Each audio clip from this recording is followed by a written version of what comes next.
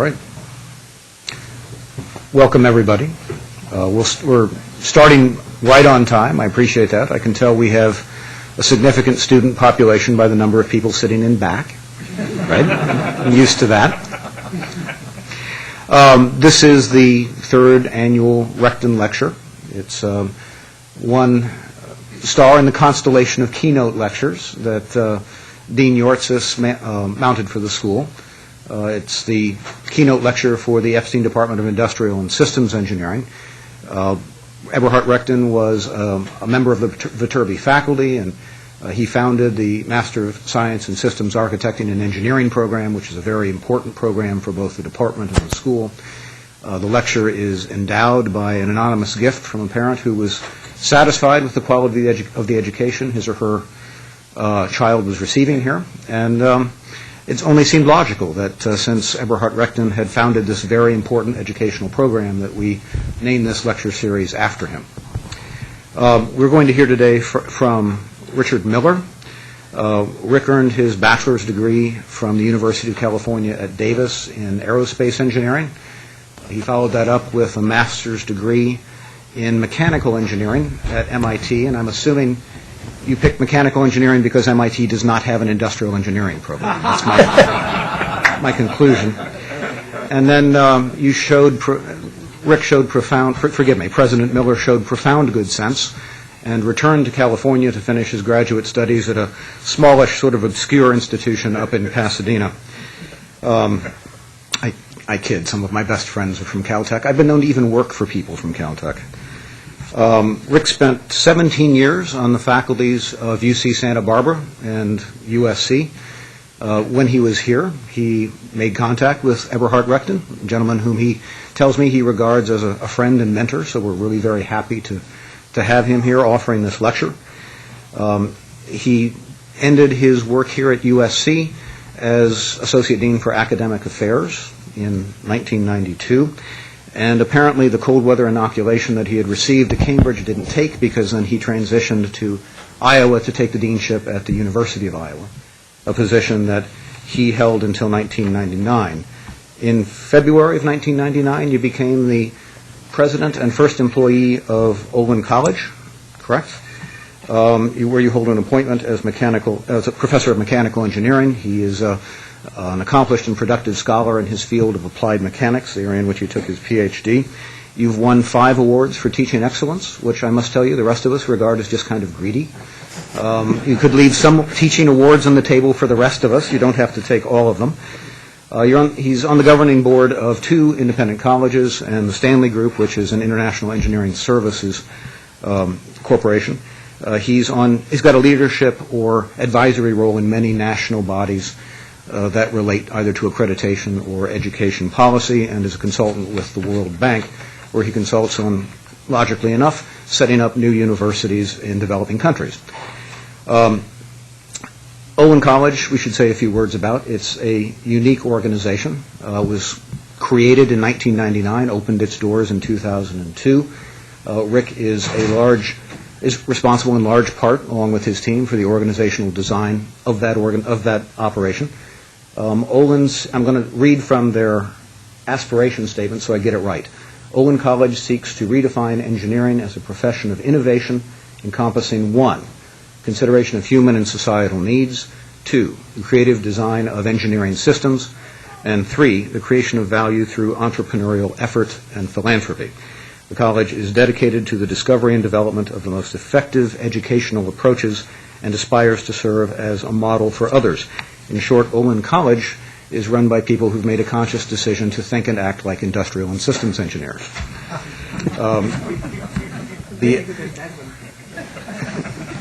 The Olin Corporation made a gift, the Olin Foundation made a gift to the college of $400 million plus, one of the largest grants in the history of American higher education. Obviously, you don't have to, that's, $500 million counts as a rather major gift. The organization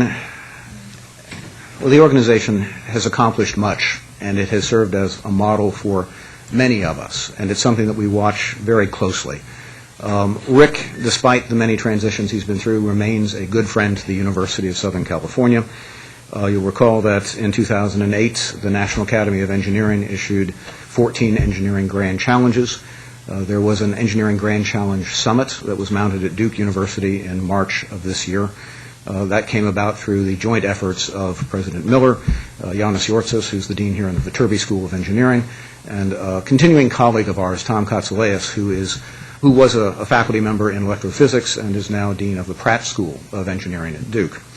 That effort bore fruit. It was a great success by any standard. There were 900 attendees, 50 engineering school deans, many dignitaries and officials. So I believe it is an event that is bound to have considerable impact. As a result, one result of that enterprise is the creation of the Grand Challenges Scholars Program, which exists at all three institutions. It's an attempt to inform the curriculum on the basis of these Grand Challenges and to attract research attention from students to the Grand Challenges, and it's a model we hope and think will be replicated at other institutions. There will be a follow-up summit here at USC in October of 2010, and I wanted to mention that for a couple of reasons. One, because I'm happy it's going to happen, and another, and that's one of the reasons we're going to move the 4th annual Rechtin Lecture forward from fall of next year to spring of 2010. So the 4th annual Rechtin Lecture will be given by Henry Yang, who is the Chancellor of UC Santa Barbara, also in the area of aerospace, with a professional interest in aerospace and mechanical engineering. So his topic area, I'm sure, will remain interesting and appropriate. All right, finally, I wanted to note that Rick is still innovating. He mentioned to me that he believes, successful in defining a consortium effort involving Wellesley College, Olin College, and Babson College. And that both excites and worries me, because Babson is really excellent in business education, and Wellesley is really excellent in liberal arts, and Olin is really excellent in engineering, and that's serious competition, right? So I'm impressed and scared all at the same time.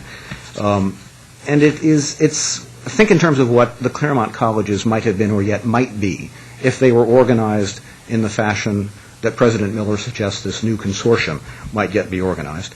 The good news is that despite that additional competition, that Olin College has become the second participant in the Viterbi Integrated Master Science Program. VIP is a multi-institution analog to the Progressive Degree Program, and it provides an opportunity for Olin undergraduates to have accelerated access to Viterbi MS programs. We're very pleased. Frankly, the ink is dry. The deal is done. It's official. The faculty is really very happy at the prospect of having Olin undergraduates on board, on site here in our graduate programs. I'll close with this. I won't take any more time. There are natural leaders among us, and I had Rick Miller pegged within the first 30 seconds of meeting him. And there is nothing that has transpired in the last 22 years that has changed that opinion. In fact, all outcomes have reinforced that opinion. So without further ado, I give you the president of Olin College, professor of mechanical engineering, a special friend to the University of Southern California and the Viterbi School of Engineering, Richard K. Miller.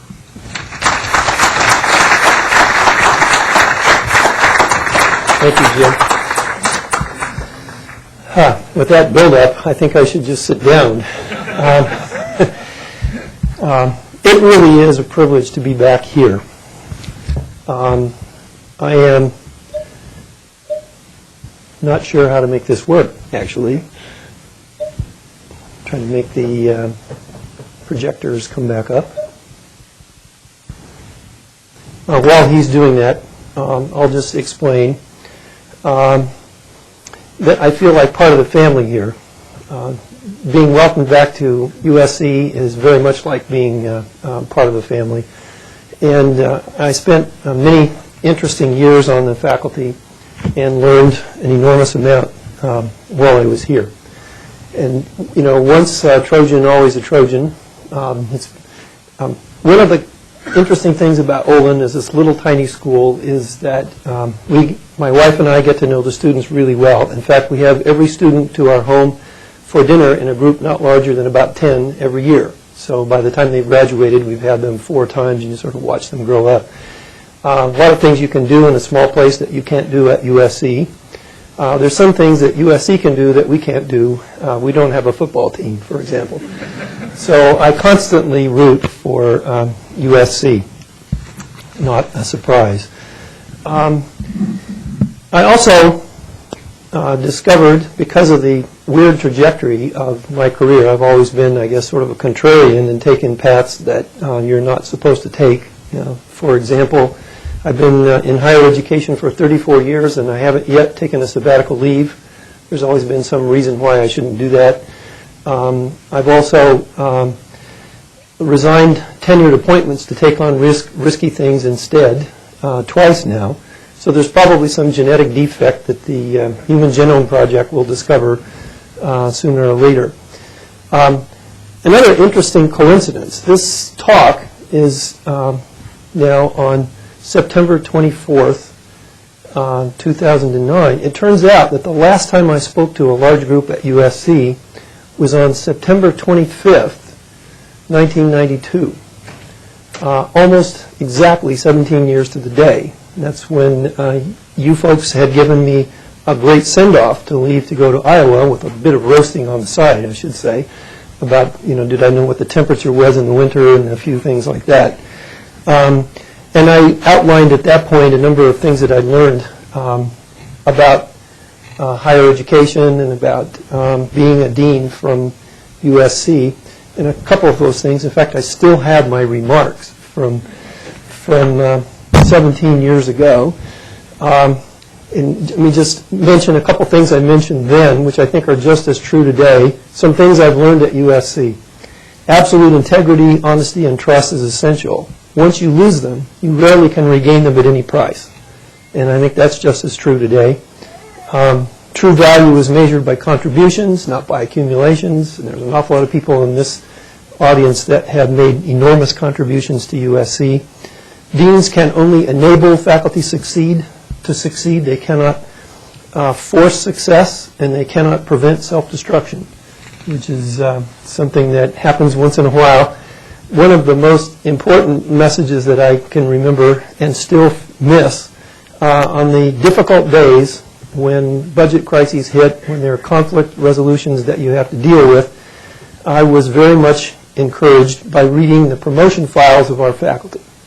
If you read what the folks have done who work at this institution and the awards and the achievements that they have created, it just puts wind under your wings if you have to deal with the sort of things that deans do.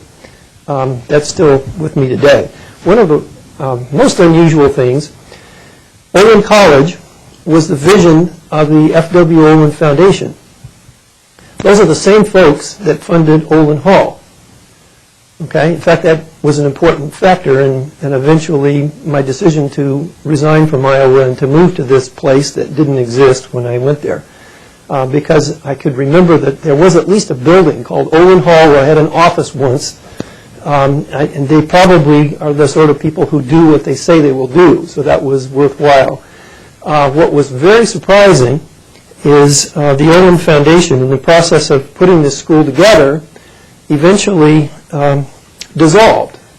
This actually wasn't a gift, by the way. That's what I call venture philanthropy. That's why the New York Times and others had so much trouble trying to report how much the gift was for, because there was no single day on which they wrote a check with a lot of zeros behind the dollar sign and handed this to me with a pat on the back and said, go make a college. No, they actually sort of morphed the foundation into a college. They stayed on the board. The current chairman of the board is still one of the Olin Foundation directors from the early days, and they transferred the funds in tranches over several years, and so it sort of accumulated. Eventually there was a day in which they saw no need to continue the foundation. They turned the lights out, and they dissolved the place.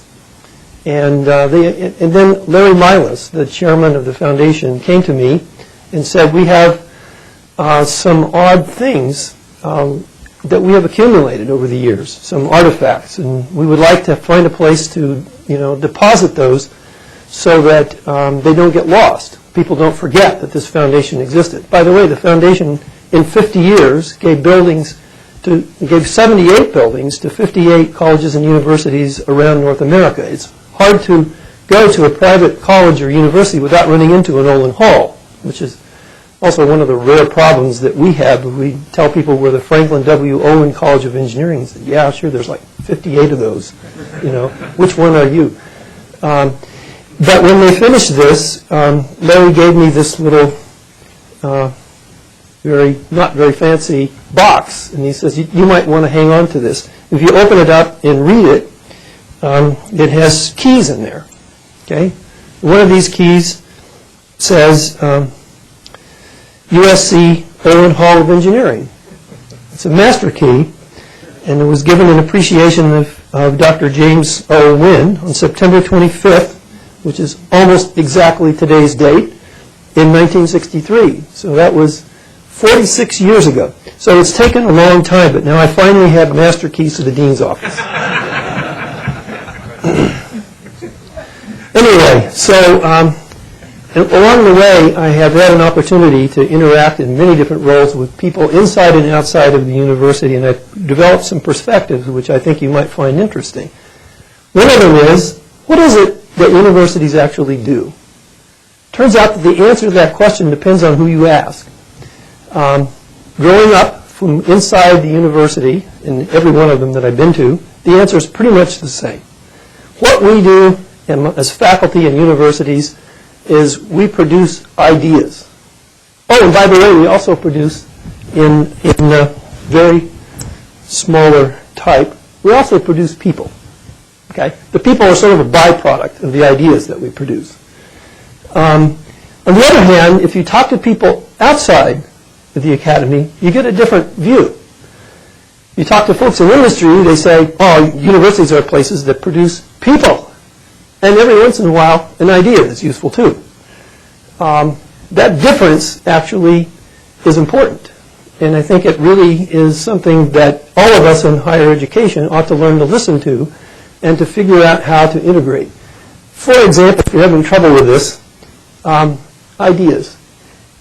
I think the real currency as being a faculty member today is your CV.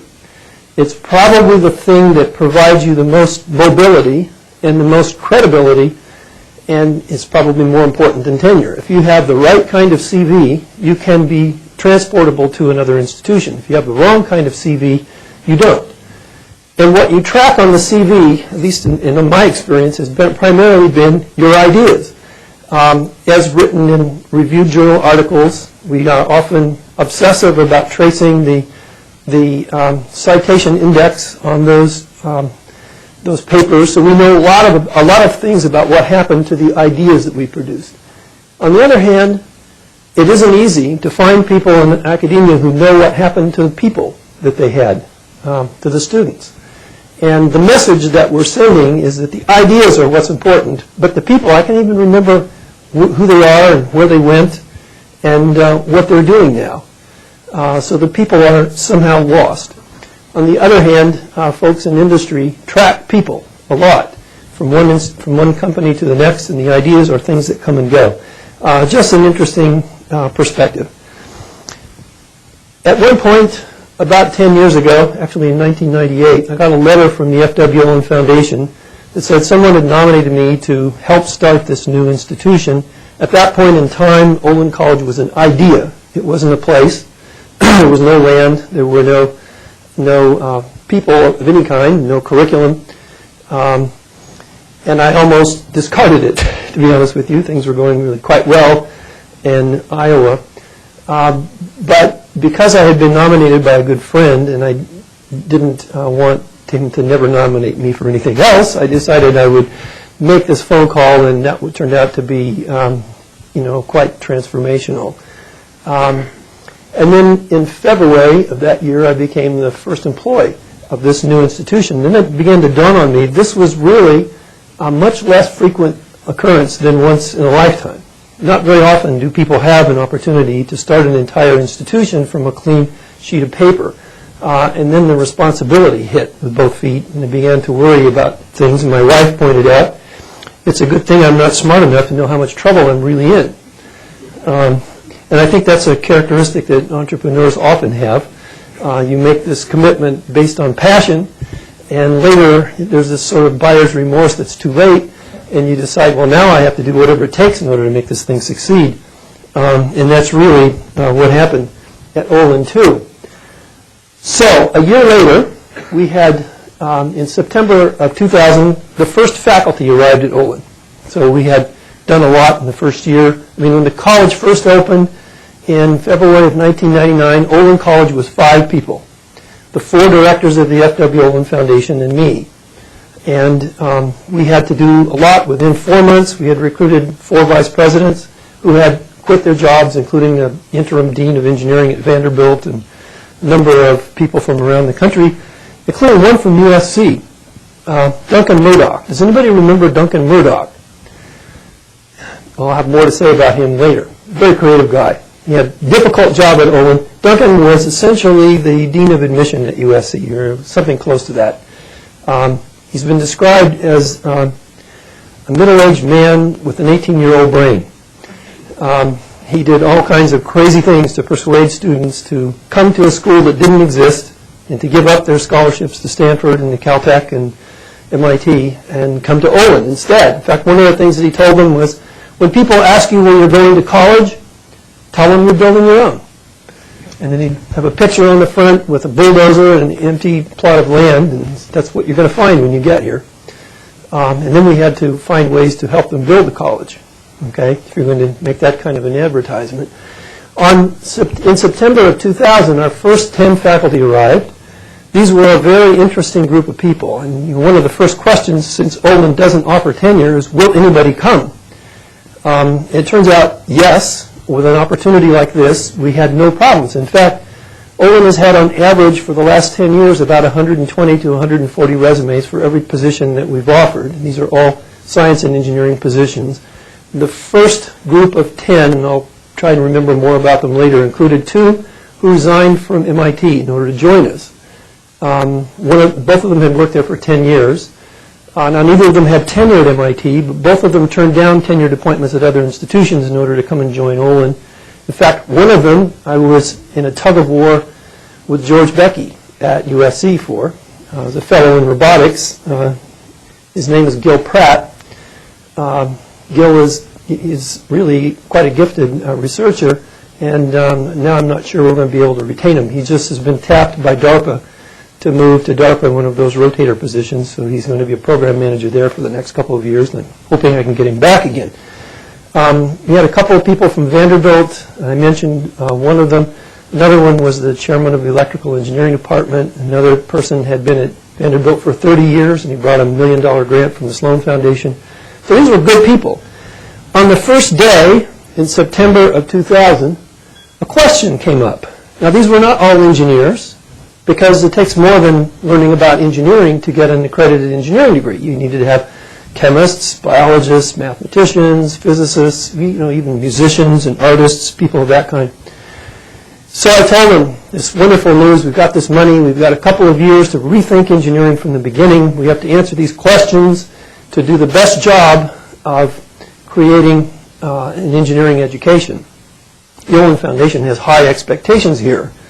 A hand went up. Excuse me, I'm a chemist. Can you tell me what an engineer is?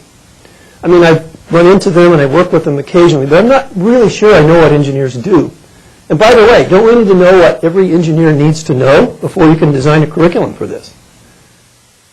Now, until September of 2000, in all the institutions I've been at, including USC, no faculty meetings had ever been held where the question was, what is an engineer, and what does every engineer need to know? We couldn't just sweep this question under the rug, and it wasn't necessarily true that whatever I learned must be what engineers do, because we had to explain this to a person who wasn't an engineer. It took 3 minutes. It was a very transformational question. And let me just help use that as a vehicle for carrying you through some of the thinking that's going on. So the first thing that pops in mind is it's applied science. And there's no question that the way the engineering discipline has evolved in the last 50 years is to a very firm foundation in applied science. And I don't think that will change, and I don't think that that should change. So don't take any of the sort of contrarian views that I'm going to present here as being a lack of confidence in the need for a very firm foundation in applied science. But that's necessary but not sufficient to get where we need to go. And it's that not sufficient part that I think we need to hear. If you look in the dictionary, what does it say? Well, a person who carries through an enterprise by skillful and artful contrivance. Where is applied science in that? Does it necessarily involve physics or calculus? And you could use that to describe lots of things, including an entrepreneur, for example. The ABET folks talk about it as being developing a system, a process, or a device. Okay? Eberhardt Rechtin would probably add is an architect or a builder of some kind, a person who makes things. They need to be creative, and they're always problem solvers. They're often project and team leaders, if you actually follow them. One of the most interesting definitions came from Diana Chapman Walsh. Diana was the president of Wellesley College next door for 14 years and became a really close colleague. In her commencement speech at Olin, the second commencement speech, she quoted a poem. And her fundamental conclusion was that to engineer is to make. By the way, engineer can be both a verb as well as a noun. And the process of engineering is inherently creative. It's to make. So, what about the changes that have happened in the last 50 years that help to explain the direction that everyone is complaining that change needs to happen in? And let me just do a terrible job of overstating some historical trends to help put some context behind this. During the Cold War, many engineering, high-tech engineering firms in particular, viewed the Defense Department as a primary client. Now, there's an interesting thing about the Defense Department. They're a very different kind of client than those people who buy things at Walmart, for example, or in other sorts of catalogs. Advertising is not really a big deal with the Defense Department. High technology was the hallmark of engineering. One of the reasons why I chose to study engineering as an undergraduate was because it was all about high technology, things that were really dazzling, like the space race. We're going to put a man on the moon by the end of the decade. Doesn't matter what it costs. It doesn't matter that we're only going to make one of these things. We're not going to manufacture them and sell them all over the world. It's important, and high technology is the key. That's what I thought of as engineering. There was little concern for marketing or manufacturing or cost for those kinds of projects, and confidentiality was a big deal. These were secret projects. We didn't want the Russians to know what we were doing.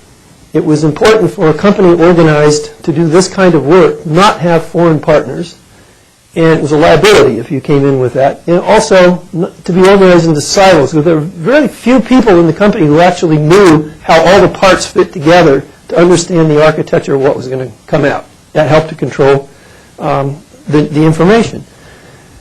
Now, after the Cold War, what happened? Well, for one thing, commercial clients began to replace the DoD for a number of these big companies. Let's take the Boeing 777 project as an example. A lot of money on doing testing prematurely. It also had some new opportunities that it opened. They could add partners in Asia and Europe, download the software real time, finish in North America and send it to Asia. Asia would finish their 8-hour shift and download it to Europe. So the sun would never set on this program, and that allowed them to finish the design in less time and reduce cost. This was so successful that Boeing now owns McDonnell Douglas. In fact, if you don't have an international partner, and if you don't have this ability to work across time zones and political boundaries, you have a real difficult time being competitive today, keeping the costs down. So it worked. But they learned some lessons in this. This was really a new way of doing business, and it required some real changes in the attitudes of their employees. The silo business wasn't good. They now had interdisciplinary teams that involved people who weren't even engineers having to talk to each other. They needed to talk to people from a completely different cultural environment. They needed to welcome people who were from overseas as part of the team. This didn't go as well as they had hoped, and Boeing began to lead the charge for asking for change in engineering education. Not change that we need to abandon applied science, but changed that we need to deal with attitudes, behaviors, and motivations now. Let me share with you some data from some colleagues of ours at MIT. Now, I'm presenting this with the permission of Professor Woody Flowers from MIT, who's a good friend of ours, and this is actually taken from a presentation that he gave at Olin College in April of this year. And what this is a survey of what engineers actually do. So here are a bunch of graduates from MIT in mechanical engineering surveyed a number of years after they left, about 10 years later. And they asked them a series of questions. There's 676 of them. They did this survey by email. They got a 46% response rate, which if you're a statistician is not bad. So what did they find out? Well, they're asking them, where did you learn stuff? Here's all this and it's kind of hard to read. I'll show you this in a second. First, I learned this as an undergraduate at MIT. And this is where they learned that stuff. Okay? This is what I learned in grad school. That's what added. This is what I learned on the job. Okay? And this is what I learned somewhere else. And this is what I never did learn. I really don't know this stuff at all. Now, what is it that's being shown on this graph? Well, the stuff here on the left is what we teach, right? I think probably every engineering school teaches this stuff. This is what I call applied science. Those are engineering sciences. The stuff in the middle is what I call professional skills. You know, engineering, reasoning, and problem solving, experimentation and knowledge discovery, system thinking. The stuff on the right is sort of more philosophical. Testing in general, designing, developing an idea, market context. Okay, so let's review this again. The ME core is where they learned all this stuff in applied science, but the stuff that they use the most, they learned after they left. So they use that pervasively, this professional skills, and that's what they learned at MIT. So maybe what we think of as engineers in the academy is not exactly aligned with what engineers actually do, even MIT graduates within 10 years after leaving. Another series of questions, well, how frequently do you use this stuff? How often does this come up? Never, okay? I mean, that's kind of depressing, isn't it? Pervasively, the stuff up there. In addition, what about how important is this? How proficient are you expected to be in the job with this sort of material? None down there. I'm not only supposed to be proficient, but I need to lead and to innovate in these areas. So, in summary, not learned, but pervasive are these things which come from the survey, teamwork, communications, professional skills, and attributes. The stuff that's learned, but seldom used, the underlying sciences, underlying mathematics, dynamics, and so forth. Now, these things are important. Don't get me wrong. I'm not arguing that we shouldn't teach these sorts of things, but they have a lot more relevance to graduate school and research than they do to what engineers do. That's sort of the point. Learned? By the way, there was an interesting study done. I believe it's by a Professor Sadler at Harvard and also some collaborators at MIT in a BBC study called Simple Minds.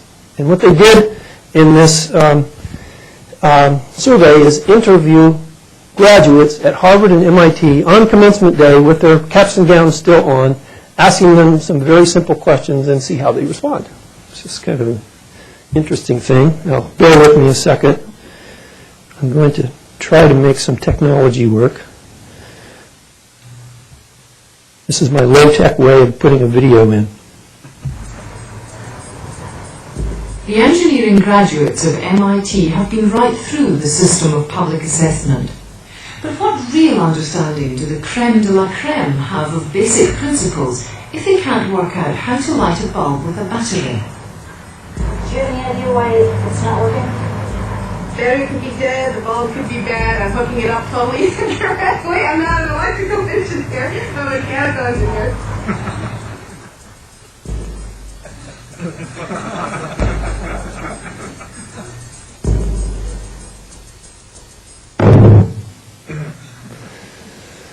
Well, there were other other questions, by the way, that dealt with pure science. I understand were asked of folks at Harvard. Questions like, why is it warmer in the summer and colder in the winter? Guess what most of the students said? It's the Earth is closer to the sun in the summer and it's farther away in the winter. Wrong. Other questions, if you give them an acorn, where does the stuff come from that makes the oak tree? Blank stares. It's really depressing. Maybe what we're teaching, even the stuff we think we're teaching, isn't getting through at the level that we expect it's getting through. If you'd like to know more about this, I encourage you to Google Professor Woody Flowers on educational reform. It'll bring you to this YouTube presentation. You can watch a 40-minute presentation of things that aren't going well in our education today. Now, this whole set of questions was confirmed, I believe, independently by a group from the National Academy, Educating the Engineer of 2020. And they identified this series of needs that need to supplement this fundamental background in applied science if you want to do a really good job of producing engineers for the future. And if you're not familiar with these books, I really recommend that you get them. They are really quite useful. By the way, I understand that our friends at ABET are going to be coming here not very long from now. Every 6 years or so, we remember those guys. If you read the famous Criterion 3, which there'll probably be somebody in this room who has this memorized, the A through K. Yeah, John, count them. 5 of these things have to do with technical requirements, but 6 of them have to do with non-technical requirements. So ABET is on board with this too. So what would Eberhardt Rechtin have said? I think this is an appropriate question for this particular talk. As you know, Eb invented the field of systems architecting while he was here on the faculty. And he really played an important role in my career personally. In fact, I'm not sure, I have here a series of notes that Eb Rechtin gave to me on September 24th, 1992. That last day that I was here, he had extracted a series of principles from his first book on systems architecting for creating new institutions. So he was already helping me think about what should you do if you had a blank sheet of paper and you needed to create an institution. So some of these simple principles in Eb's own words: no complex organization can be optimum to all parties concerned, nor all functions optimized. Well, that seems to be pretty obvious. In partitioning an organization, choose a configuration with minimal communications required between its elements, so that the communication is internal as much as possible. And there's a whole series of these. These are not the same thing as Newton's laws, but reductionist logic doesn't work on really complex, large organizations, where particularly when you don't have the time to do a PhD thesis to study on every possible outcome before you have to make a decision. I'm personally pretty convinced that Eb would have agreed that these more systems-level human interaction traits, and particularly the role of an engineer as a project leader and a person who has to make things happen, not just a science person who has to understand why they happen, would have been key. So my conclusions in all this, in terms of what needs to be done, attitudes and behaviors, not just knowledge, are what need to happen. In fact, in today's world, it's pretty easy to understand with the internet and with the kinds of communication that interdisciplinary groups of students can develop. Knowledge is really becoming a commodity. Knowing your multiplication table became passé when the hand calculator came out, right? Knowing practically anything, knowing dates, knowing names, knowing even basic historical sketches is also not very important. You can Google that, and kids do that now in the classroom while you're lecturing. They have questions that you can't answer because they found some interesting little fact on the web. It's not about knowledge, it's about having the right questions now. Having the right question is probably having half the answer. And learning to think that way, learning to think ahead, what the questions are, what are the fundamental issues behind this is really key. Obviously, we need solid preparation in science and math. There are new developments happening all the time, and they're not going to quit. And engineers need to be at that forefront. But they also need changes in attitudes and behaviors. Entrepreneurial thinking, which this doesn't say everybody needs to be an entrepreneur, but they need to think like an entrepreneur. What does that mean? Entrepreneurs are people who see opportunities, not problems. They're people who have the attitudinal characteristic of taking the initiative. We often say there are people who ask for forgiveness rather than permission. Happens all the time if you're in the dean's office. I'm sure you know that. These are the kinds of people that get things done. They also take risk. They resign tenure. They move off to places that shouldn't really have happened. Teamwork and leadership. Taking initiative when others don't. They're the sorts of people, if you come on an accident scene and there's a person lying in the street, they're not the person who walks around the edge and doesn't know whether they should get involved. They're the person who habitually goes right in and starts making calls. You know, it's an interesting thing. On Valentine's Day a couple of years ago, one of these really weird meteorological phenomena that's unfamiliar in Southern California, it's called snow.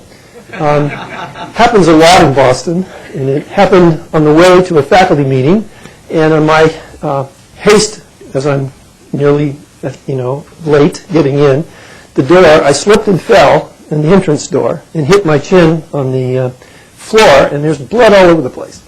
And all the faculty are going in the same door, so they're coming in right behind me, and here I am sprawled out. And they're just like paralyzed. It's like a deer in the headlights. What do we do? Within probably 5 seconds, 2 Olin undergraduates immediately sat me down. They knew exactly what to do. They'd already called 911. They had this stuff to put on my chin. They were just instinctive, entrepreneurial people. Took the initiative, got involved, fixed it. They weren't worried about the consequences.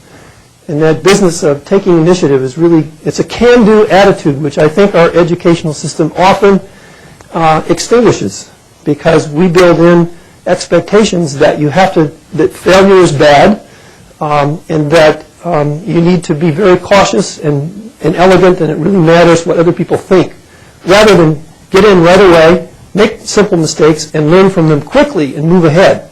That not everything that learning to ride a bicycle would be a really difficult task for people who are deeply involved in applied science and worried about failure. Because I don't know a single person who's ever learned to ride a bicycle who didn't learn by trying it and falling off a lot of times. The quicker you get on, the quicker you fall off and get this over with, the quicker you're going to learn how to do it. Entrepreneurial activities like that. Learning how to learn is probably the key. I think that's going to be the frontier.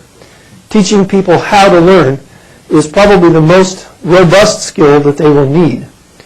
I'll say more about that. Creativity is really critical. How do can you teach creativity? Can you teach music? Interdisciplinary thinking is absolutely important. Global context and ethical reasoning. These are not new ideas. I'm sure you've heard them. The real question is, can you actually do them? By the way, we're not the only people on the planet who are facing similar challenges and have really made attempts to try and solve them. I am repeatedly amazed at how narrow-minded we are in the engineering community. We think we can only learn from other engineering schools. So when we set up evaluation committees, when we set up advisory boards, we're very careful to pick people who have pedigrees just like ours. So they're all engineers, which means they all had that same set of applied science courses that nobody uses, just like us. It would be helpful to reach outside the box and bring in some people from disciplines who are facing similar challenges. Medical school. Think about it. Maybe you've heard of the Human Genome Project. This has changed the face of medicine today, and it's all relatively recent. There is way too much to learn in medicine, and now it's exploded way beyond what you could possibly learn in 4 years. They still only have a few years to teach them. What are they doing about it? Turns out Harvard Medical School, which is not the only one, led a very high-profile change in their curriculum called the New Pathway Curriculum. It's written up in this interesting book from Harvard University Press. If you want to read about it, do you know what they did? Their dean tossed us and said, there's no way this is going to work. The first year in medical school, students routinely take courses in medical sciences, the basic sciences, anatomy, physiology, microbiology, all of that. And they take exams at the end. In the second year, they wind up taking laboratory courses, and then they have clerkships in the different disciplines and diseases. And finally, in the fourth year, they're in trials. By the time they get to the fourth year, they discover they couldn't remember the basic sciences. And so people wanted to add more courses. The dean said, exactly wrong. What he did was he introduced a new curriculum in which in the first year, instead of having 10 different basic science courses that they had to learn for the whole program, they had one. Every student had 1 hour a day of lecture, and that was followed by a 2-hour tutorial in small groups in project-based learning, and they had the afternoons off. They could go play tennis if they wanted. Okay? We thought this was interesting, so we went down and watched it, and I've been involved with them now for several years. It actually made me quite nervous. I thought Olin was committed to project-based learning. You should see how these folks do it. These first-year medical students sit around this table. The professor comes in, he puts this folder down on the table. Here's the case of Mrs. Smith. Now, Mrs. Smith was in the ER last night with severe headaches. Her MRI scan is in the file. What's wrong with Mrs. Smith? And then he goes and sits down. And for 2 hours, he doesn't say anything more. And the students say, Jim, why don't you go to the library and read everything you can find on headaches? What are they anyway? What could cause them? And John, why don't you read what MRIs are? I mean, there's all these numbers on this page and this little graph. What does this mean? And we'll meet back here at 2 o'clock. By the way, it matters because students now are responsible for learning because they're going to be called in front of all the other students at the end of the semester, and they have to explain what was wrong with Mrs. Smith to their peers and to the entire faculty. The penalty for being wrong in that kind of situation is much higher than the penalty for getting a 69% on a multiple choice test at the end of the semester. They really care. The next week when you come back, the professor puts another folder down. Here's the blood work on Mrs. Smith. Now what's wrong with Mrs. Smith? And they know what blood work is. This was very controversial. Apparently, a lot of the medical faculty were outraged that he would consider doing this. I understand that some of the faculty left. They felt this was irresponsible. How could you possibly be a well-prepared Harvard medical graduate without sitting at my feet and taking lecture notes like everyone else? Harvard's going to be the laughingstock. I mean, we'll be producing graduates who won't be competent. And this is important because people's lives are at stake. You can hear the arguments, right? I'm not sure how I would feel about this, actually. At the end of this, I was really worried that somebody told them what was wrong with Mrs. Smith before they graduated. That could have been me in the ER. Apparently, the systematic evaluation of this program over the years has shown that it works. It not only works, but it works a little better than more traditional programs in which students simply take courses. They wind up learning the same material, but in a new way. And they learn something else. They learn how to learn. And that learning how to learn will probably be more important for their career 30, 40 years down the road than any memorization of what was in those textbooks at the beginning. Babson College reinvented business education. It's all based on project-based learning. Every student at Babson spends the first year developing and running a business before they've had any courses. It also seems to work. Aalborg University in Denmark, if you don't know about these, the entire university is based on project-based learning. For 25 years they've been doing this. Every major, students go there for 5 years. They do 2 projects per year. The projects are in groups of about 4 or 5. I understand that the final reports on the projects are between 100 and 150 pages. They have an outside corporate client for every one of these projects. So by the time they graduated, they've done 10 of them. University of Iowa, a place I happen to know a little about. Interesting thing. They, for the last several years, the engineering school has had the characteristic that the graduates who walk across the stage, over 50% of them, have a double major, a triple major, a minor, a double minor, or a triple minor in a field outside of engineering. It can be done in an ABET accredited program with students who are not, off scale when it comes to their academic abilities on the way in. A lot of interesting things going on. Let me skip through this real quick. What can we do about creativity? Can you really enhance this? And here's one of the things. I think there's a lot of confusion about this. Let me use a definition which is not uncommon. Creativity is the process of having original ideas. It's different from inventiveness. It's the process of having original ideas that have value. And innovation is the process of having original ideas and insights that have value and then implementing them so that they touch many lives and make a positive difference in the world. Ideas are just ideas unless you make them real. And it's that entrepreneurial taking initiative that's necessary. So at Olin, we're looking to produce engineering innovators. So these are creative engineers who think like entrepreneurs. Let me quickly run through this little, hopefully, conceptual basis for understanding, thinking of innovation in a new way. I think we have some tunnel vision in science. I was trained to think of innovation this way. This is the way I presented stuff to NSF for years. Okay? Basic research, that's where it all starts. Put dollars into basic research, and this will lead to inventions. Okay? After you have inventions, this will lead to products. The products will produce more tax dollars, which you then can invest back in basic science. It's pretty simple. More dollars for basic research, which is going to result in more products, and America will be strong again. There's a little problem, though. If you look at the math, there's something called the valley of death that happens for the new ideas that are invented. Often, they come out as new ideas, but they don't result in inventions. Is this really how most successful innovations arise? Here's a new way of thinking about this. In this country, almost all of our youth are educated in the same curriculum in K-12.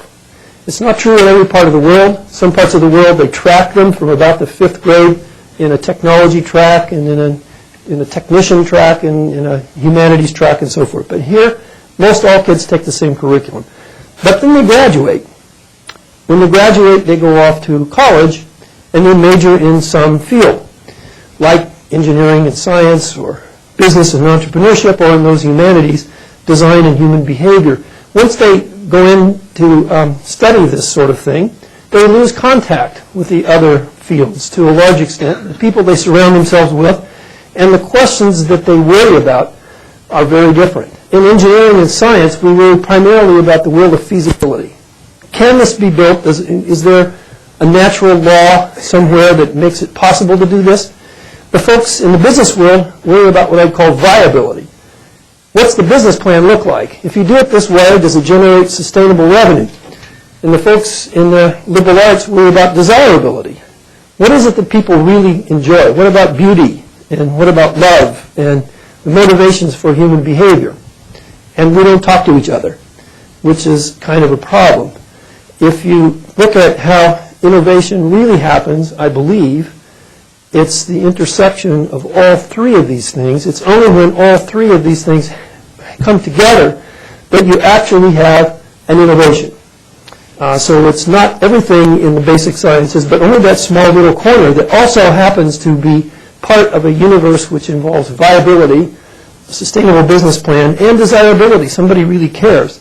As you think about this, I noticed that in our little town in Needham, there are a number of restaurants which we've become quite familiar with. These things come and go, all right?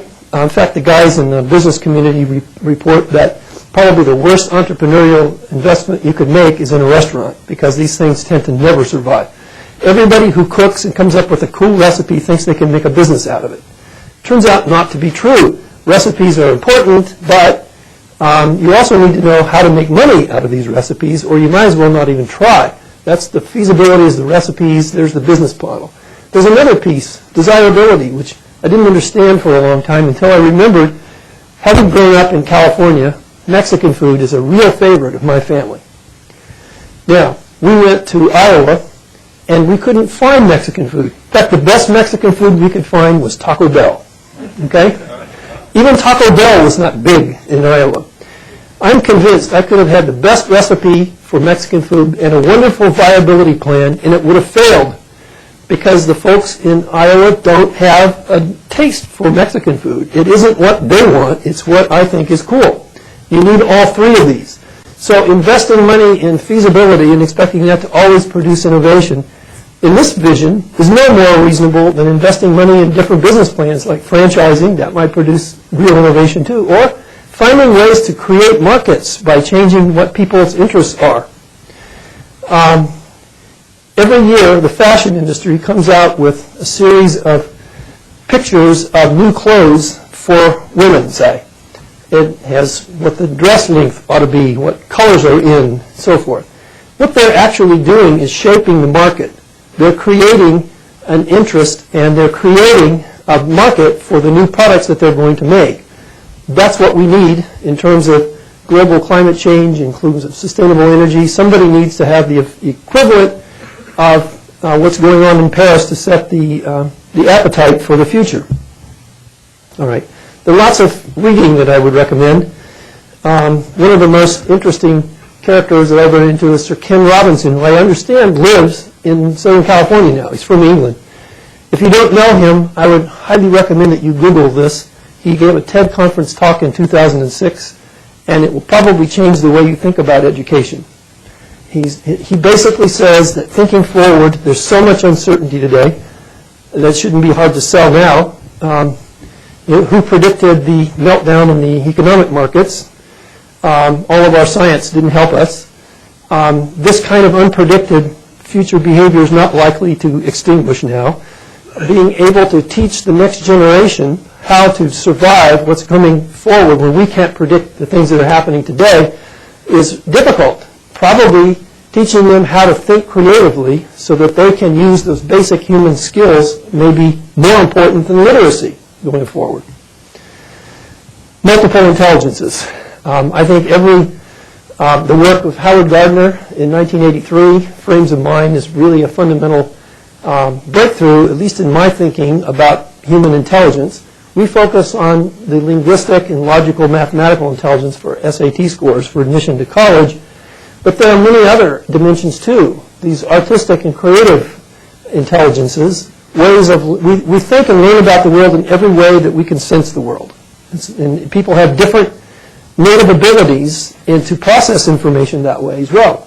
And these last two, interpersonal and intrapersonal, the ability to separate yourself from your environment and to review on your own, reflect on your own interactions with others, are fundamental for persuasion, for management, for entrepreneurial thinking. And yet we don't even measure these, usually, for people who come into engineering schools. All right, in the next 5 minutes, I'm going to tell you a little about what Olin College's answer to all this was. All right? Remember this picture? This is our vision for the interaction between Olin College and our neighbors. So Olin really creates a universe defined by feasibility. Babson defines the universe of viability. Wellesley defines the universe of human concerns and desirability. And we're trying to blur the boundaries between these places. So Olin College's founding precepts, we have no departments. We teach only engineering with design and entrepreneurship as its central core. We don't offer tenure and students don't pay tuition. So we're breaking all the rules. This business of not having departments actually is quite interesting. Why would we do that?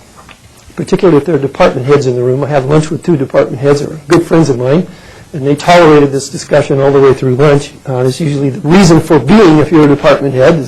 So why would you not have departments? Let me read you a little bit from today's headlines. I don't know if you've seen this in the news yet. A new element was discovered. Investigators at a major research institute have discovered the heaviest element known to science. This startling new discovery has been tentatively named administratium. The new element has no protons or electrons, thus having an atomic number of 0. It does, however, have 1 neutron, 125 assistant neutrons, 75 vice neutrons, and 111 assistant vice neutrons for an atomic mass of 312. These 312 particles are held together by a force called muons. And the muons are surrounded by vast quantities of lepton-like particles called pions. Since it has no electrons, administradium is inert. However, it can be detected as it impedes every reaction in which it comes into contact. Okay, I don't think I need to read any more from the news. Okay, somebody gives you $500 million, has unlimited expectations for success, and you don't have land yet, you don't have people yet, you have all these problems. Where do you start? In very simple terms, 3 key ideas. Don't rush. I can't tell you how many times I've been visited by people starting new universities, most of them abroad. The last one was for the World Bank. I went to Kazakhstan last December. The president of Kazakhstan wants a world-class university. He decides to hire the World Bank as consultants. He's decided the opening date for the university will be September 1, 2009. How should we organize this? By the way, the campus is already half constructed. It's about the size of UCLA. It's got 96 buildings. They didn't have a president. They don't have a board of trustees. They don't have a curriculum yet. If you want a good outcome, don't rush it. I believe in this triangle over here, which is true for almost any project. Every decision you make will lie somewhere within that triangle. It's either driven mostly by speed, in which case you'll pay the price in cost and quality, or it'll be driven by quality, in which case it'll take however long it takes, and it'll cost whatever it costs. And so everything, and you can actually plot the trajectory of the project as you watch the different dots from day to day as the decisions are made. Seek advice. This is much less frequent than once in a lifetime. Okay? No one person has enough knowledge to know how to do this right. I certainly learned that at USC. The faculty here is the real resource, and they go home every night. It's not the buildings. And you need to learn to use them. I created something called the President's Council. This is a group of advisors, including, Paul Jennings, the provost at Caltech. He also had Tom Magnani, the Dean of Engineering at MIT. By the way, our overlap with MIT is stronger than anybody else, so I had to assure him Olin doesn't steal students from MIT. We borrow them. We'll give them back to you as graduate students. Bill Wolf, the president of the National Academy of Engineering, was the first person that I called, and the chief engineer at Rechtin. Get advice. Never underestimate what students can do. Our pathway to developing this curriculum was completely different than what a lot of folks thought. Remember Duncan Murdoch, the guy who told the students that they could build their own school? They came actually expecting to do that. So we needed to find a way for that to happen. We figured you cannot really invent a curriculum and do it right in an ivory tower. You can't tell whether teaching calculus by taking a test or using a project is more effective without doing experiments involving students. We brought 30 students there, not taking courses. They spent an entire year with us on a first-name basis in something we call the Olin Partner Year. Those kids came back the following year as freshmen. We tried outrageous experiments that year, things that you couldn't do if you were responsible for teaching courses. For example, we wondered whether you really need to have 2 years of calculus and physics before you can engineer anything. You can't try that in a real university, so we took 5 kids, we put them on a team. We said you have 5 weeks to design, build, and demonstrate a pulse oximeter. And they said, a what? So we spelled it out. It's this medical instrument that clips on your finger, reads the pulse rate and the oxygen content in your blood. And they said, cool, what do we learn about it? We said, why don't you go to the library? The patent literature has got to have a diagram somewhere and a basic idea behind how it works. And by the way, if you have any questions, we'll be around. Figuring we'd end this in 5 weeks, kind of a mercy killing, and then we could do a post-mortem because that 5 weeks is enough time for them to get in real trouble. The problem was in 5 weeks they had it working. Okay? Now the soldering job left a bit to be desired, and we had a box full of fried transistors that had all blown up. We learned 2 things. No, you don't need 2 years of calculus and physics to learn how to do stuff. They can learn on their own, actually. They learn a lot from each other. That we should have known, but we were academics, not engineers. The second thing was way more important, and that was the effect of this experience on the students. It was as if they were 2 feet taller. To a person, they said, yes, this is what I want to do with the rest of my life. I know now, if I have other kids like me, access to the internet and some time, I can invent things that will change people's lives. And by the way, how long do I have to wait until I get to that course in semiconductor physics that explains why the transistors blew up? First time kids had ever asked how long do they have to wait until they can take physics. Anyway, I'm going to end the slide here because this talk could go on too long. An overview. So what does our curriculum look like anyway? It's an undergraduate residential engineering college. Total enrollment of about 300, it's actually 325 now. Nearly 50% are women. 53% of our incoming freshmen this year are women. We have BS degrees in 3 majors. There's a 9-to-1 student-faculty ratio. First graduates happened in 2006. We've had 4 graduating classes now. 75 acres of land, 400,000 square feet. You now have, our endowment used to be bigger than this, right? Everybody has the same problem. And I think the Dow is down again today, so maybe I need to erase that. Research expenditures about $1 million a year for these 35 faculty members. We have a new partnership with Babson and Wellesley. That's what the campus looks like today. There's talk about more building, but that's going to have to wait. This is where we're located. Needham is just about 20 miles from Logan Airport to the west. It's right on the Wellesley border. And that's up in that corner if you're not familiar with the eastern part of the country. Most of our students, by the way, come from California, which should be interesting to USC. So we have Candidates Weekend, where every student is required to go through a weekend of interviews for admission. We're looking for multiple intelligences. We have a design as the core of our curriculum rather than applied sciences, so we've inverted it. Rather than tacking on a design project at the end of an applied science curriculum, we put design in the center of the curriculum and we tack on applied science as needed to support the design. Team projects in 6+ semesters. Every student must complete SCOPE. SCOPE is a senior project on steroids. It's a year-long project for 6 students. It's supported by a corporate sponsor to the tune of $50,000 per project. We have about 15 of these that run every year. And there are non-disclosure agreements, patent arrangements that are developed. Expo, one of the complaints about engineers in every curriculum review I've seen is that they can't communicate.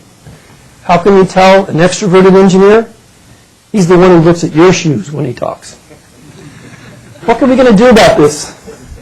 Olin has a program where at the end of every semester, every student is required to stand and deliver either a lecture or a poster presentation for at least 100 visitors from industry and every student in the organization. So that by the time they graduated, they've done that 8 times. And I personally think that's probably had more to do than anything else with the curriculum that we've had in making a transformation in the way the students behave. Let's see, what else?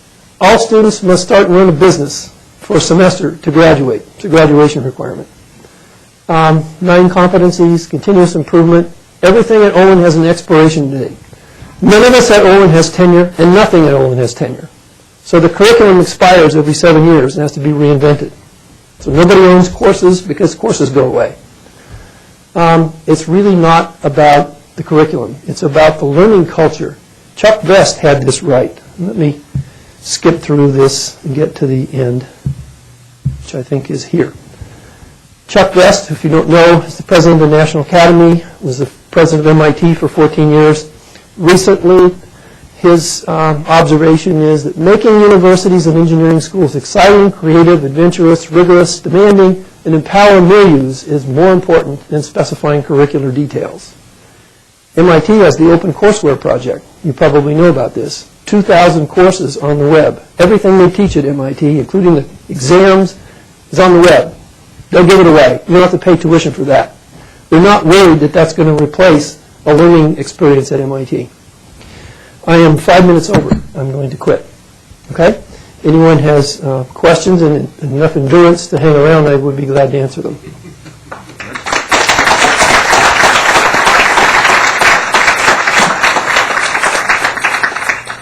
We do have time for a few questions, and we've gotten some requests from folks out in distance education network land to bring out a microphone every time somebody asks a question. So we're going to do that. We're going to start with Professor Mendel. Rick, it seems that... Wait. So, Rick, it seems that you're doing a fantastic job in preparing students to go into industry. What about going into graduate school? Are they going to hit a wall because they've experienced something that is so unique? And in most graduate schools, they're going to walk into this traditional lecture environment. Do you have any feedback or suggestions about that? Yeah, that's an absolutely perfect question, Jerry. It's the most important question and one that we're most worried about. Luckily, being so small and starting from the beginning, we have data on every single student that's graduated. So the answer to this is that, we set out to do this, so it shouldn't be a surprise, but we've successfully infected all of our students with entrepreneurial disease. So a good number of them have no interest in going to graduate school. They're already running a business. I mean, in the first graduating class, we had one kid who walked across the stage and his business had already valued at over $1 million, and he had hired one of his classmates and moved to South China where the supplier was. But that's not common. Between 25 and 30% of our graduates every year choose to go to graduate school. So we've been following them. Let me tell you a lot about the class of 06, because I followed them. They were the first ones that went through. The class of 06, there were 67 students that walked across the stage in May. One of them was a Rhodes finalist. 2 of them won Fulbright Awards. 4 of them won National Science Foundation doctoral fellowships, and 3 of them were honorary mentions, or whatever you call that, sort of second tier. 4 of them went to Stanford in the PhD program in mechanical engineering. I think they're all in mechanical engineering. 3 of them went to MIT. 1 is at Berkeley. 1 went to Oxford to study physics. 2 of them were admitted directly to Harvard Business School. In fact, this has become a trend now. Every year, either 1 or 2 of our graduates have gone directly into Harvard Business School in what's called the 2+2 program. They have to work for 2 years and then they go in. We've had, students go to Cornell, students going to Georgia Tech, going to Rice, lots of different schools, Carnegie Mellon, as graduate students. We've been tracking them. So, by the way, we have 2 of them that went into MD, PhD programs that were really interested in medicine. And we have 2 of them that went into law. 1 of them went to University of Virginia, and another one went to Columbia Law School. So they don't necessarily want to be engineers. That was one of the things that we discovered. In fact, we've interviewed a number of kids who came in as freshmen, and we said, did you see the sign, on the freeway when you came in? This is Olin College of Engineering. This is the only degree that we offer is engineering. And you interview them and they say, I have no interest in being an engineer. But I think this is the best preparation for anything else that I want to do. So that's why I'm here. I want to go to medical school. I want to go to law school. I want to do something else. So what happened to these kids, right? Did they hit a wall? The answer is yes and no. Okay? The no part is that I don't know of a single student at Olin who has failed the qualifying exams.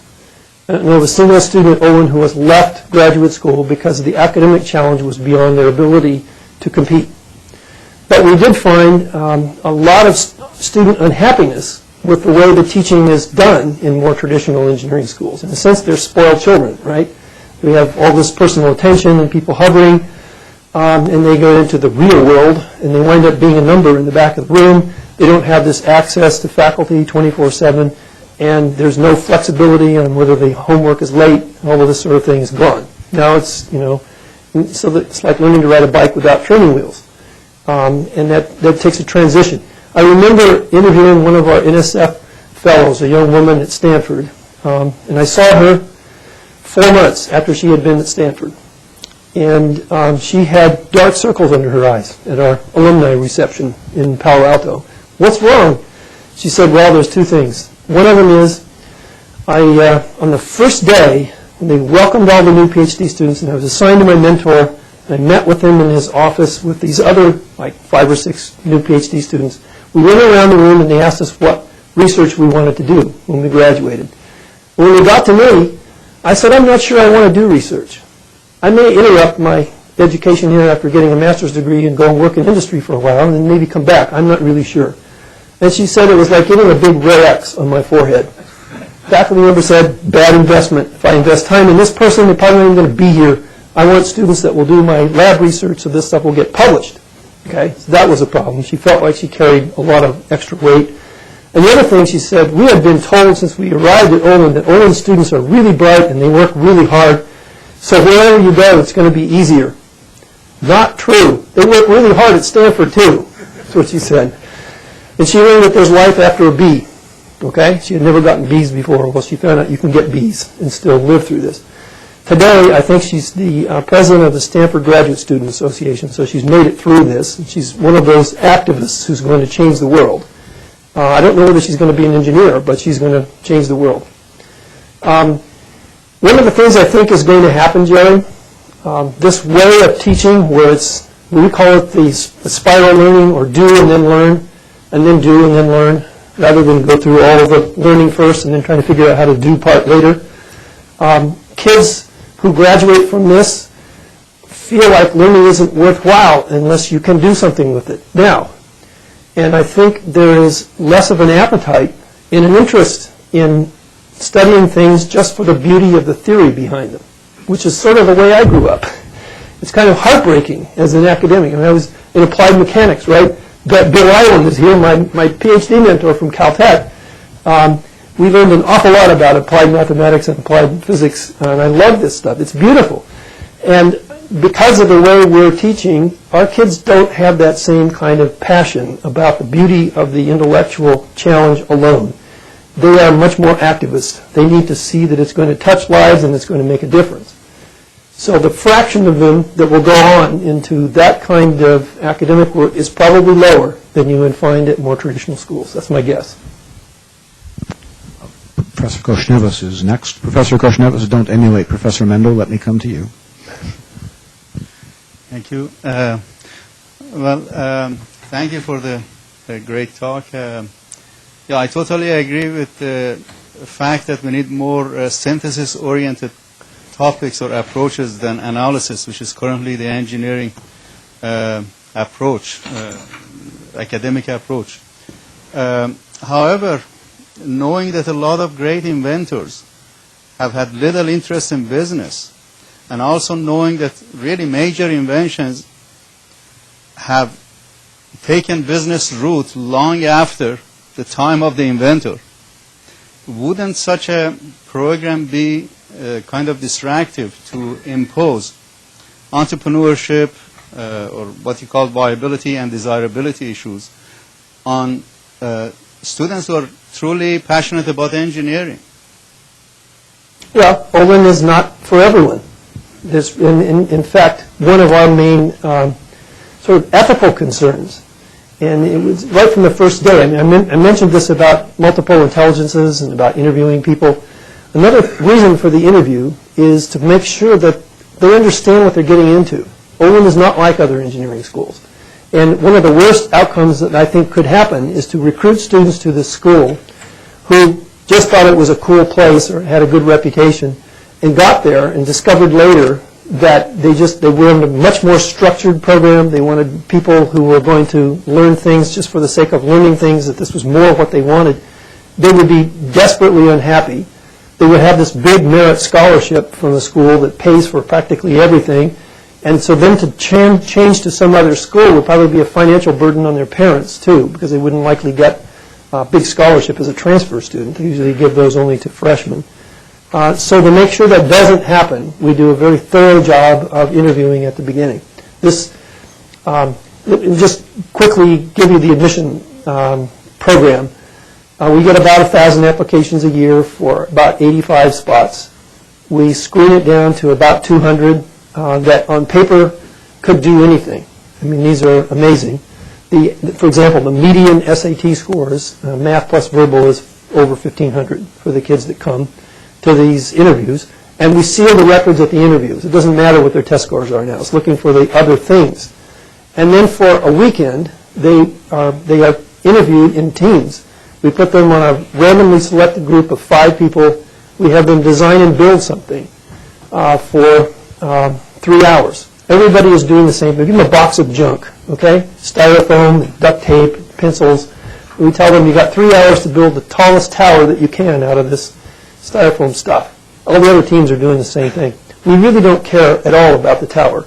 We do care about how they interact with each other, because it's about the teamwork piece. Then we put them in a small room and we ask them questions about non-technical things, controversial questions. Questions like, what do you think of the Iraq War? Or what do you think of affirmative action? And in fact, we give them 25 minutes as a team to develop a consensus position and make a presentation on it. And we watch them work as a team, sort of like watching sausage get made.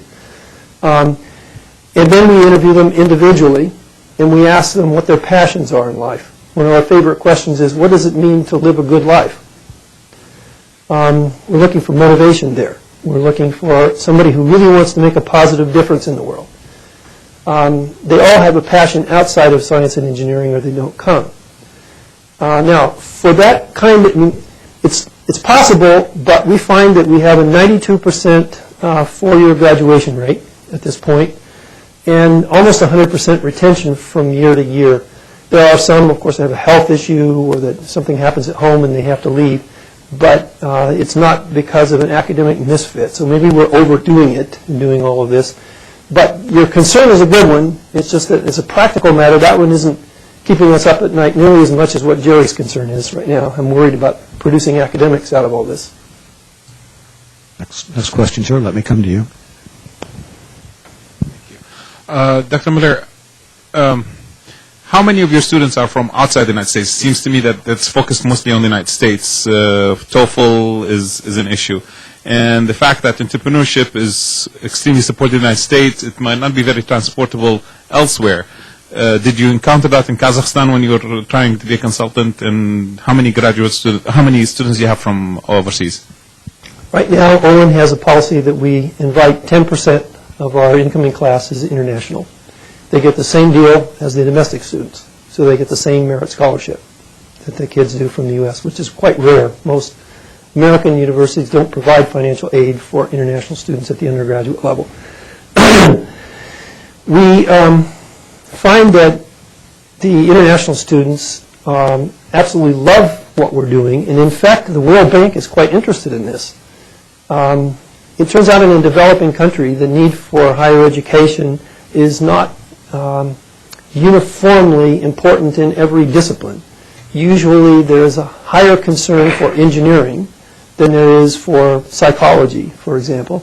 There's also, right behind that, there's a very high interest in entrepreneurship, because creating economic independence is a really high priority. And the combination of engineering and entrepreneurship is a really key idea. In fact, this is in a developing country, but a little over a year ago, the Minister of Education, Industry, Energy, and Commerce in Korea invited me to be a speaker there in a global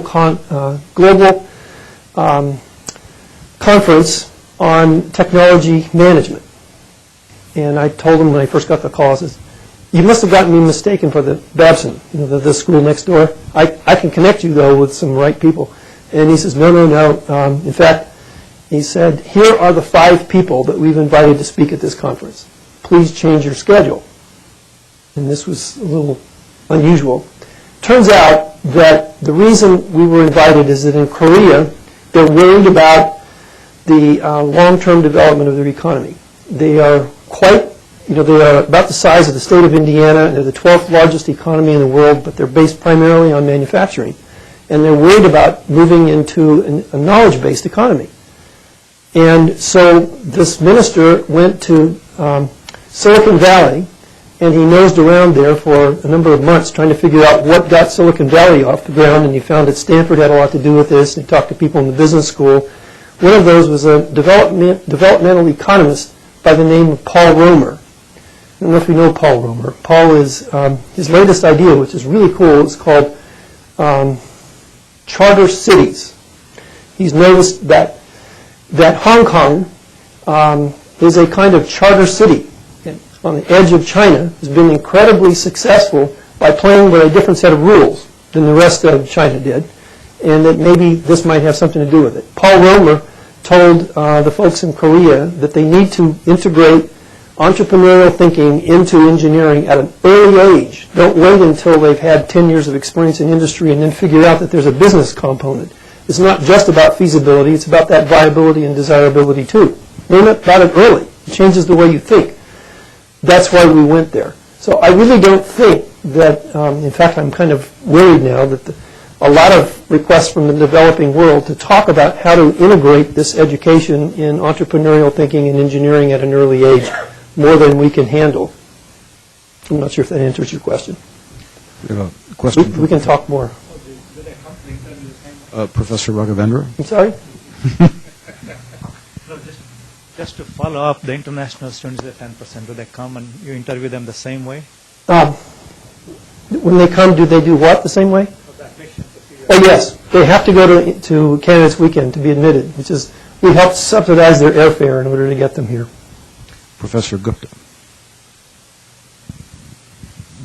So, it seems like you had these three categories of stuff in the survey, the MIT survey, alumni survey that you mentioned. It seems like, you are not able to cover all three of them. You're missing out on the beauty of this thing.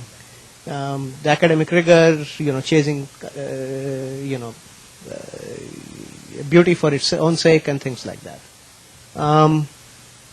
Now, there is this model of, you have also talked about engineering as basically a model for sort of a gateway undergraduate degree to a lot of different disciplines, as you mentioned. You ask students, it's at all College of Engineering, do you know why you're coming here?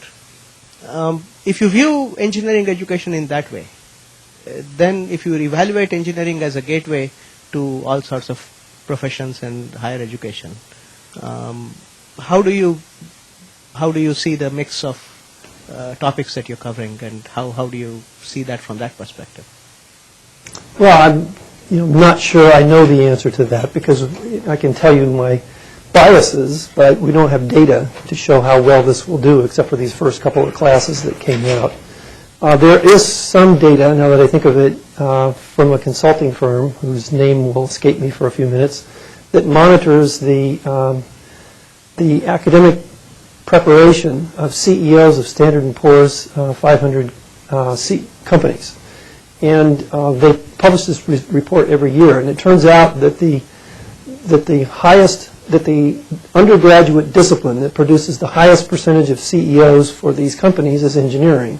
In fact, it's kind of surprising, it's higher than business as an undergraduate background. And yet when you look at the traditional engineering curriculum, it doesn't really aim at that, right? So, there's something about the preparation, either the people that we're attracting or the preparation that we're producing, that is already producing some success in those areas. My own feeling is that, I hope this isn't videotaped for the rest of the world, but it is, in fact, okay. archived. Let me step out there on the ice and hope I don't fall through and offend my colleagues in other fields. But one of the theories about why this is happening is not so much that engineering in its discipline has done such a wonderful job of anticipating the disciplines that people need, but because the liberal arts has been eroding in its rigor and in its ability to produce the people to meet that need. Here's an illustration. If you look at the requirements to graduate for a student in, I'm going to guess, USC, you have to have some breadth requirements in humanities and social sciences. So pick a psychology course or a history course. There usually are a series of courses in those majors that are required for every student to graduate. You pick a course from this list and it counts. There's also usually, if you're majoring in history at USC, a requirement in math and in science too. But the list of courses that satisfy the graduation requirements in math and science is different. Usually it has a number of courses that are only available to non-majors in math and science, right? Why is that? Do you think those courses are more rigorous and more difficult than the ones that are available for the majors? We don't have courses in history and psychology that are dumbed down for scientists. They have to take the same course that everybody else does. But we do have courses for the non-scientists in science that are dumbed down. I don't think that's doing them a great deal of good when they graduate. Now, I could be wrong about this. And, you know, if my friends at Wesley hear this tape, I'm probably going to be in trouble when I get home. I don't think you're wrong. I've been taking questions on a first-come, first-served basis. We've got Professor Sherman and Professor Nadler, but I want to change the Q discipline. We will get to you in just a moment. There's actually a student question out here. Wait for me, sir. I'm on the way.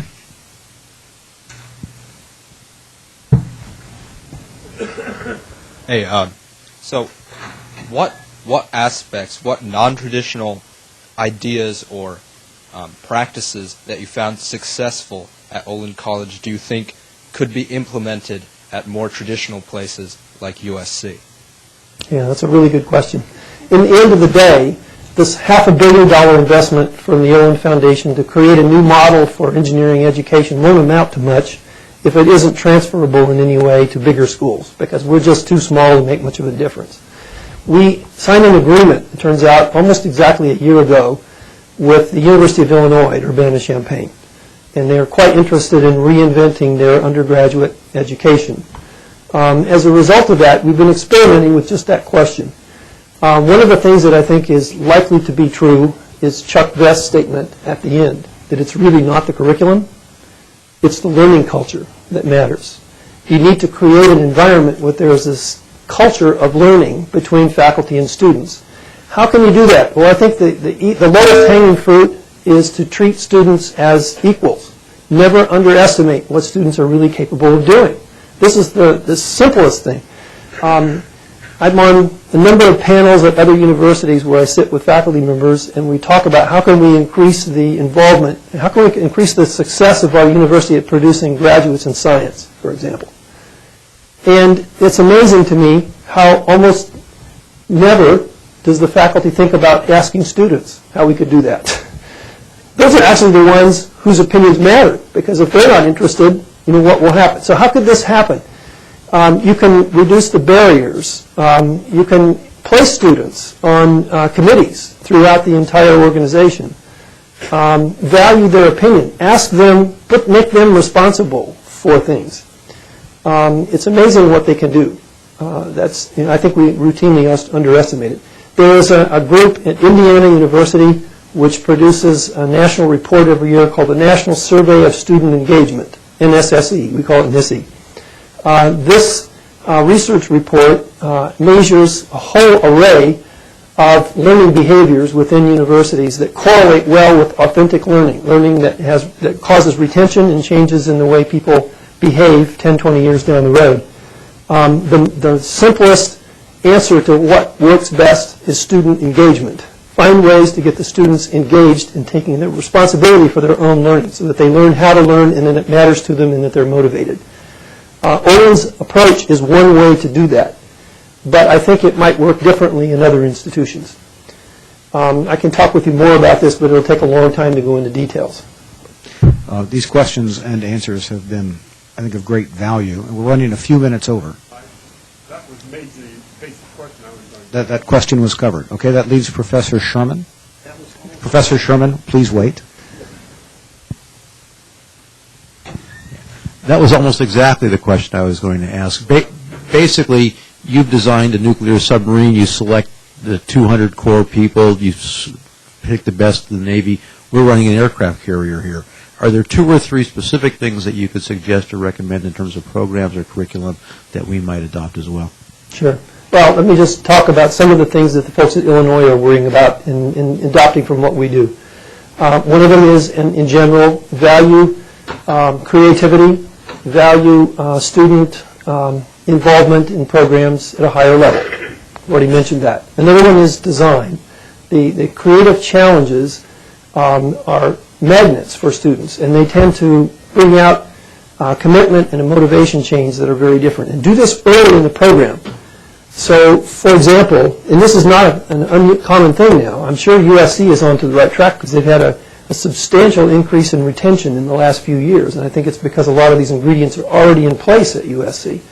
But you need to have a freshman program that engages students so that they are really, that they can't wait to get to school at 8 o'clock in the morning on Monday. If you know students today, that's a big job. You need to find a way to make that happen. Design is one of the ways to make that happen. Students love challenges.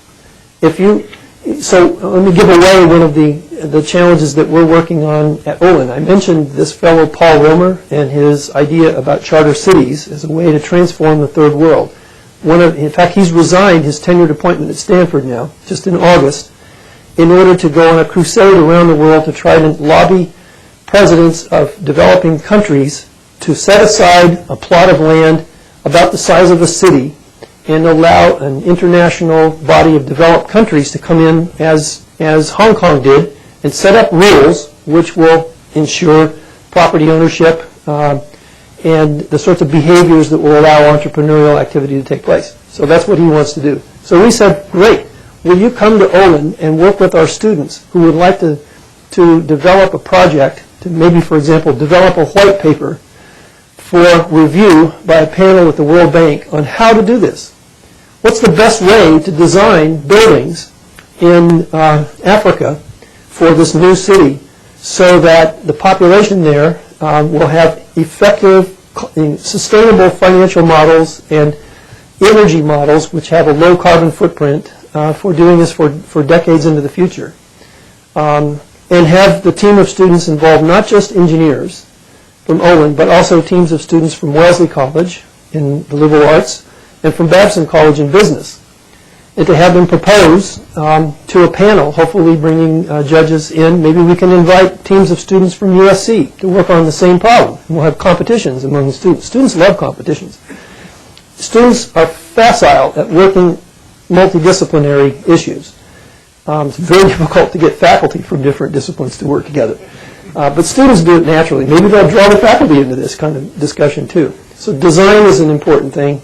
Framing it as a challenge and bringing them together. And expecting students to stand and deliver. I'm convinced that is transformative. And there's more to this, but I can send you a report. I have a self-indulgent streak, so I'm going to allow myself one last question. Have you given the best time in my life was my master's program. That first year in graduate school was just as good an experience as you can have. Have you given any thought to going to a 5-year program or a master's program? That's a really good question. So why do we not have a graduate program is another way of thinking of it. Yes, we have given thought to that, and I think every time we hire a new faculty member in, the question pops up again within a few months afterwards. There are faculty members who would like to see us create a PhD program, too. There are a number of sustainability issues on the faculty side that are made difficult by not having an opportunity to work with graduate students. At this point in time, we have no interest in doing it for a philosophical reason and a practical reason. The philosophical reason is that the Olin Foundation's concerns were that America's competitiveness is more of a problem at the undergraduate level than it is at the graduate level. America's PhD programs are still world class. It will be a while before the other universities catch up. At the undergraduate level, we're not competitive now in a lot of ways. If you go one step below to K-12, I think you've read enough about the competitiveness there. That's where the investment is needed, so that's where we're starting. Okay? The practical reason is we benchmarked this. We have some friends who've tried this. Probably the one school on the planet that is closer in its mission to Olin than anyone else is Harvey Mudd College, which is close by, and I'm sure you know them quite well. They're really more of a science-oriented than engineering and entrepreneurship, but very similar student population. Harvey Mudd, some couple of decades ago, developed a master's degree in engineering. There you go. So what happened? Harvey Mudd eliminated the master's degree in engineering a couple of years ago. One of the problems that they found was that the enrollment was really low. I think the peak enrollment in the last 10 years, I'm guessing, is somewhere around 5 students. The best of the Harvey Mudd graduates have opportunities to do graduate work at the best graduate institutions on the planet, and they're smart kids. And their conclusion was if they stay at this little institution where they've basically taken everything that you already know and continue, what they'll be doing is working with one faculty member, and it's kind of an elaborate version of their senior project. They'll do it for another year. And they didn't, frankly, attract the best and the brightest of their own graduate students to stay. The best and the brightest were more ambitious and they were ready to move on. From my point of view, personally, I will not hesitate to advocate that, if we could find the resources, to move forward with the graduate program only under one condition, that I'm convinced that the program that we develop will make it possible for our graduates to be competitive, actually to have a competitive advantage against the graduates at the MS or PhD program at any of the other competitive schools. I think we can do that at the undergraduate level by reinventing the program. I'm not sure it's, $500 million is not enough to do this at the graduate level. I think you folks all know that. Creating PhDs is like creating concert pianists. I mean, they're made one at a time, handmade Stradivarius. That's what they are. You don't want to look at the economics on that. It's very expensive. And the resources, really world-class faculty members who have Nobel Prizes and are really recognized in their field, that's a big leap. At this point, our plate is full. We have a lot to do to prove that what we're doing actually works before we consider moving on to the next level. Understood. I'd like to ask for another 60 seconds of your time before we break up. We do have a small token of your visit, but if you'll come around this way, sir. Oh. Before I give it to you, I'll just note that this has been incredibly instructive. I think by any definition, the third annual Rechtin Lecture is a complete success.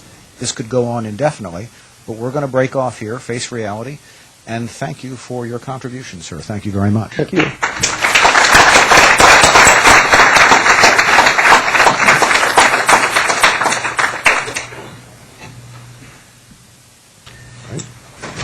So they said we have a small token of your visit. The staff wouldn't let me give you the one I picked out. They said, look, it's too big. You can't take it on the airplane. This is more realistic. But the staff picked this out, and I think it's a very nice design. They presented, I'll read it to you, third annual Eberhardt Rechtin Lecture, What Does Every Engineer Need to Know Now? Dr. Richard K. Miller, President, Franklin W. Olin College of Engineering, presented at the University of Southern California, Viterbi School of Engineering, and they put Viterbi up there with USC. So this is slightly flawed, which makes it a collector's item. Great. Thank you. Thank you, Jim. I appreciate it. We are adjourned. That's very beautiful. Thank you. I like it. We're trying to get a little bit of Simpson.